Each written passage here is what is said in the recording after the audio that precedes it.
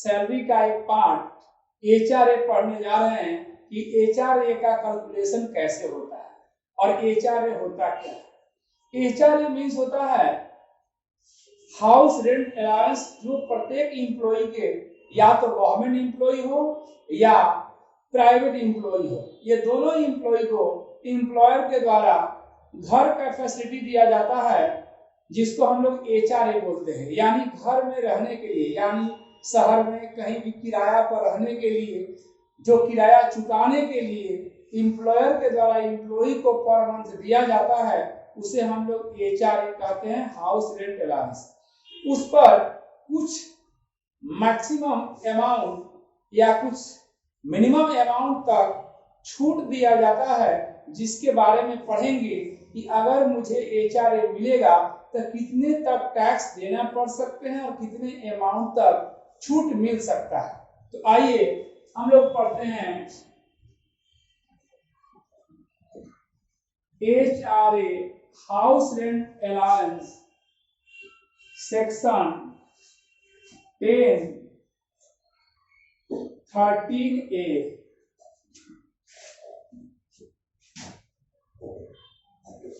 Number 1, actual rent received. Number 2,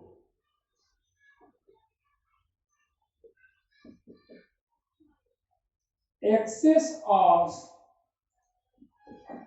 rent paid minus 10% of salary. Third, 40% of salary or 50% of salary for a specified city. ध्यान दीजिएगा, house rent allowance जो employee को employer के द्वारा मिलता है उसका कुछ लिमिट तक टैक्स माफ होता है, टैक्स फ्री होता है। ये ऐसा अलाउंस है जिसमें कुछ लिमिट तक टैक्स में छूट मिलता है। वो कैसे मिलता है? तो सबसे पहले हेडिंग में हम लोग जो लिखे हैं एचआरए कैलकुलेशन, यहाँ पर देंगे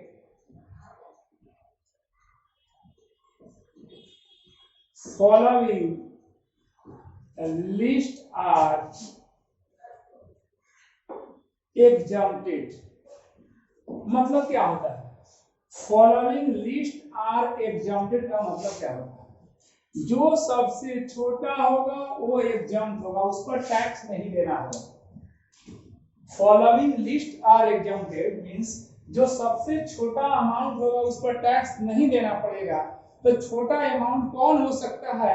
ये 3 लिस्ट है। पहला है एक्चुअल रिसीट। और एग्जांपल मान लेते हैं कि अगर आपको 10,000 पर मंथ एचआरए मिलता है तो 10,000 × 12 1,20,000 आपका रेंट रिसीट हुआ। Excess of rent paid over 10% of salary, यानी रेंट मिल रहा है एम्प्लॉयर से 12,000, आप पेड कर रहे हैं 15,000। 15,000 × 12 यानी 1,80,000 पेड कर रहे हैं रेंट, अब मिल रहा है 1,20,000। अब माइनस 10% ऑफ सैलरी, यहाँ पर ध्यान देने वाली बात है कि इसमें से 10% सैलरी के घटा देंगे। तो आइए सबसे पहले मीनिंग ऑफ सैलरी जानते हैं कि एचआरए में मीनिंग ऑफ सैलरी तो बोलता है कि सैलरी का 40%, सैलरी का 10%। कौन सा सैलरी, कितने अमाउंट का 40%, कितने अमाउंट का 10%? तो सैलरी का मीनिंग जानना बहुत जरूरी है। तो मीनिंग ऑफ सैलरी में आता है बेसिक सैलरी प्लस डीए। ध्यान रखिएगा, सिंपल डीए, कोई भी डीए यहाँ कैलकुलेशन नहीं दिया जाता है। ये ऐसा डीए होना चाहिए जिसको लिखा है रिटायरमेंट बेनिफिट डीए। कौन सा डीए? रिटायरमेंट बेनिफिट डीए, या लिखेगा फॉर्मिंग पार्ट, या लिखेगा forming part.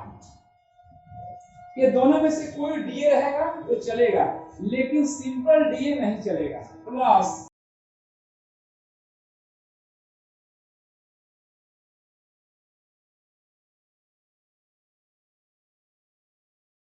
Plus fix percentage on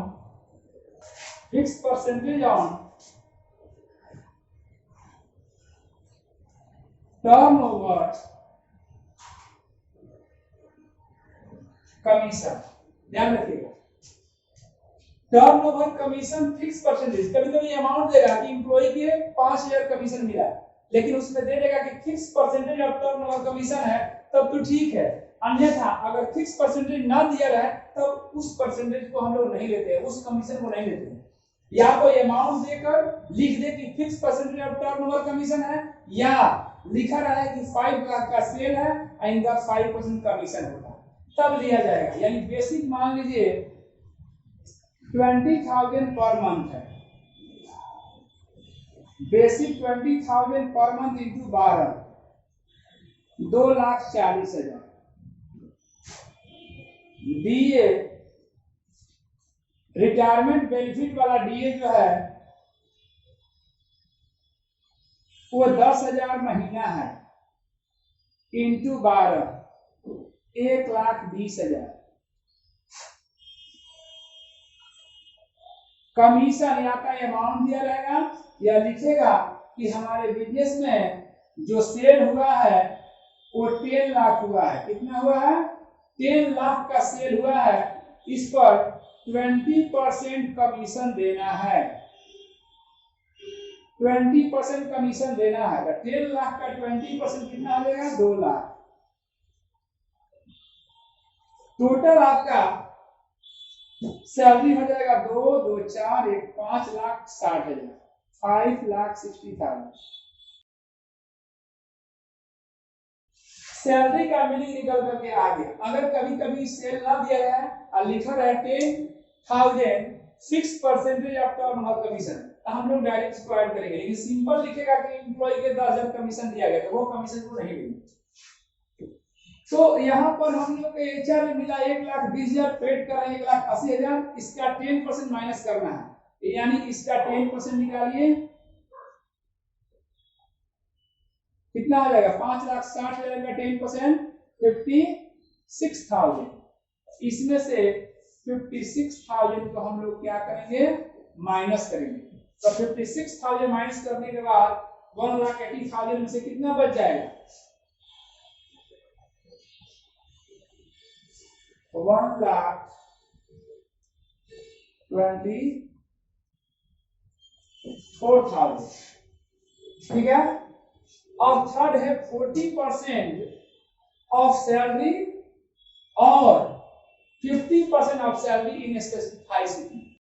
यानी वैसे शहर जो स्पेसिफाइड सिटी में आता है, कलकत्ता, चेन्नई,